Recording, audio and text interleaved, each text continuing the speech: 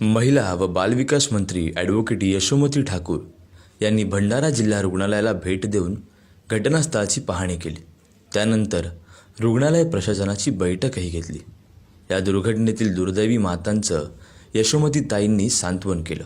भंडारा येथील श्रीनगरमधील योगिता विकेश धुडसे तसेच रावणवाडीतील वंदना मोहन सीदम या 2 मातांनी या दुर्घटनेत आपली बाळं गमावली.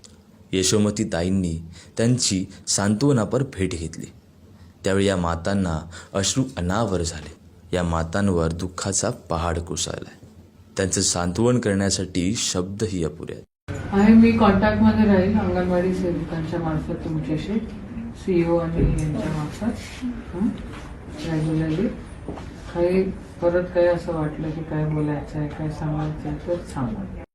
मात्र अंगणवाडी सेविका तसंच पर्यवेक्षिका या सर्व मातांचे येत्या काळात समुपदेशन करतील, त्यांना धीर देतील असे यशोमतीताईंनी यावेळी आवर्जून सांगितले.